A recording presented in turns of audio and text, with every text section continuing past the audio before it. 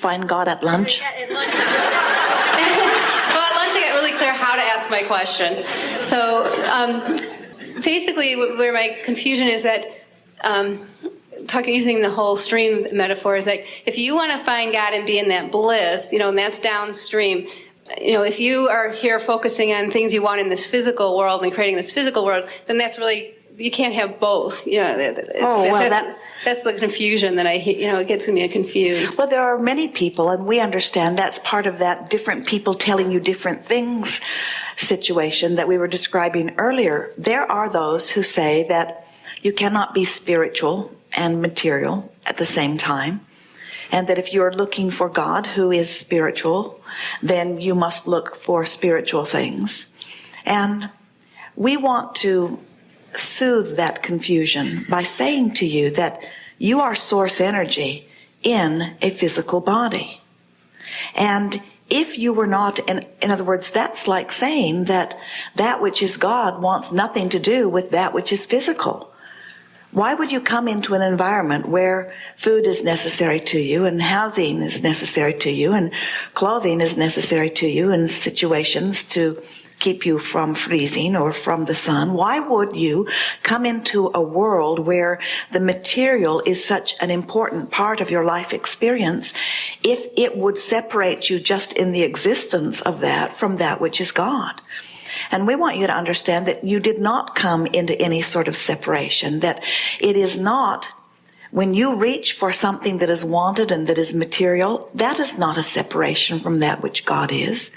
We've been talking all morning about how when your life in this very physical material world causes you to desire something, and isn't it logical that you would be perceiving things through your physical format, and that what you would want would be not only about states of being, but about material things, that source becomes one with them and calls you to them. It isn't that a material thing is right or wrong. It is that you can approach it in alignment with source, or you can approach it not in alignment with source. And so the reason that we speak as we do, in fact, the reason that we have framed this workshop in the way that we have, in fact, the reason that we exist at all in this format where Esther is allowing us words, the reason that all of this exists is to help those like you to discover that you are source energy in physical bodies, and that if you will listen for the call of source, source is within everything that you want. You cannot separate that which you call God from that which is the makings of this physical world, because the God that you want to please and the God that you are reaching to feel is the physical embodiment of all those things also. In other words, that God that you're talking about has extended into this physical realm. And when you separate yourself from this physical realm, you equally separate yourself from that which is God, because this is where you and that God that you seek are. Our friend earlier said it's about perception, and we say it really is, as Esther's parents have, Jerry's too, but Esther has been chatting with her own parents, have made their transition into non-physical. As they are interacting with her, they are describing their non-physical position in very physical terms. In other words, they are translating their life as they are living it now in the non-physical realm through physical terms, because the physical is the leading edge of all of this, you see. Mm-hmm. So now what? Just another... The other belief that's like getting me confused, where I'm looking this way and this way, is like the idea where it says anything that's like in the physical world is the ego that's just trying to hold you there, and that God isn't really part of this world, that it's just us, like that we've put our focus over here, and we've created this whole experience over here which isn't really God. Then why would God put you here in this bind? He didn't, ego did. Well, how did you get here? You didn't have an ego when you came. Well, and that's the whole thing about this is all illusion, and so It's like the whole holodeck experience is just an illusion from this, like, it's like a dream that we're here, just like a bad dream, we're here. And well, you are speaking a lot of different perspectives from a lot of different people, but we say to you, as we feel the chaos that you feel, this approach is not working very well for you. Exactly. And that's why I'm asking Ralph. And we understand that a lot of people have a lot of different information that they are trying. Let's start at the very basis of this. So there are people who try to live their life today by reading words that were buried thousands of years ago somehow, that were given to people who were living in a different time, under different conditions. And now you, in your modern time, in your leading edge time, try to make sense of what those words were, even though they're not talking about the life experience that you are currently living. Further, those words, no matter what religion they are the basis of, have been reinterpreted through the framework of evolving civilizations until you have no way of knowing what was actually said or experienced by any of them anyway. So then you say, which of this highly questionable material should I use to guide my life? Most of you say, I think I'll do that which my parents did so that they will still like me. Some of you say, no, I will search through all of it. I will go to every church, I will study every philosophy, and I will try to make sense of all of it. In fact, I will become a scholar in all of this. And then you sit in a chair and you say, but this one said this, and this one said this, and this one said this. And we say, it's a point that we were making this morning, just talking about Esther with 2 navigational systems, who each wanted her to go a different way. Mm-hmm. And what we want you to understand is that you and everybody else has within you guidance that is specifically telling you, given who you are, who you were before you were born, what you've lived, what you now want, and where you are, exactly how to go. And if you will tune yourself to that guidance, you will not be confused. But if you say, and as you are attempting to say here, I need to sort it all out, we say, you never will be able to. As you say, I need to hear it all and make sense of all of it, we say, that's like taking every vehicle that exists, taking them all apart and trying to put one vehicle that runs together. And we say, you might get a piece here and a piece here, and you might get something that runs, but it is really going about it the hard way. Mm-hmm. So we know, we can feel, not just yours, you are a good representative of what a lot of people are feeling. Humans say, Abraham, I want to be good, I innately sense that I am, I just don't know exactly the way to go. And if I could just find one voice that I could trust to tell me what's right and what's wrong, I promise I would follow it, I would do it, and I would become the righteous one that I was born to be. And we say, it's not a voice outside of you. It's the voice that is within you. It is the sound of the vibrational variance between what you're thinking here and what your source is vibrating as it calls you. So now you talk about the confusion over this ego, as if your personal personality and perspective in this time-space reality is flawed or faulty or should not be.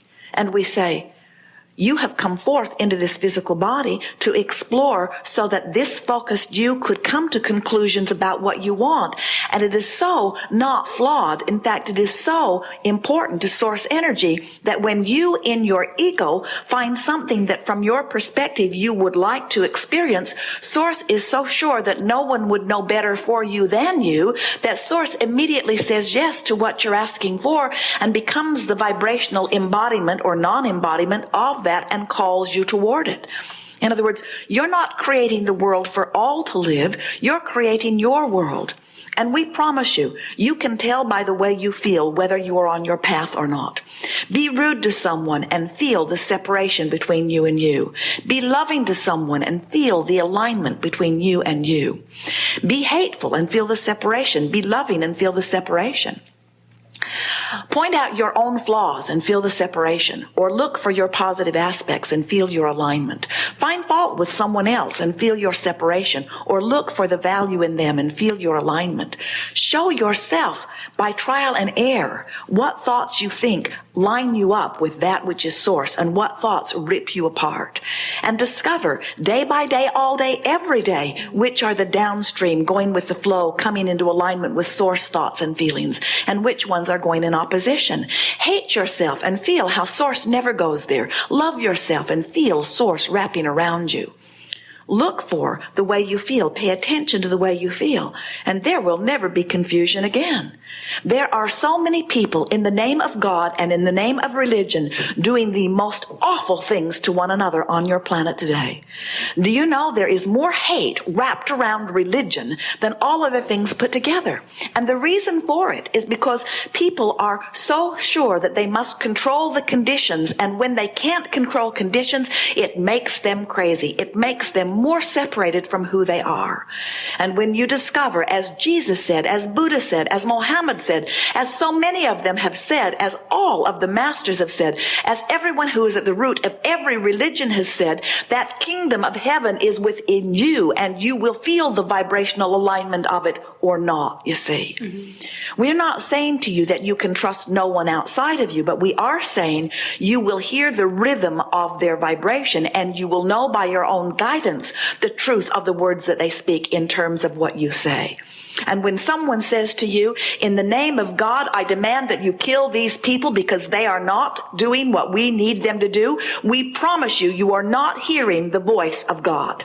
You are hearing the voice of some disconnected being who in his feeling of powerlessness is still seeking to control conditions so that he will feel better, but God is nowhere around in any of that message, you see.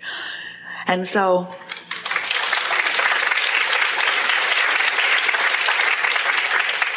when you realize that that which you are looking for has always been right there. Source energy never takes its gaze from you. Source never stops knowing where you are in relationship to where you want to be. But Source puts its undivided attention upon the evolved you, the expanded you, the eternally growing, becoming you. And you've got to turn your attention to the same place, or you feel the separation. It's not an easy thing to be surrounded by a whole lot of voices that are saying different things. And yet, we see you at the smorgasbord where there is a variety of food to choose from, and we don't see any of you having an emotional meltdown there. You just look among it and you find that which resonates with you, you see. And so we're just encouraging you to try to trust more the feeling that comes forth from within you. Because when you say, I don't know the way, then anything that you choose, even though it might be the way for you, isn't the way for now because you're so sure it's not the way.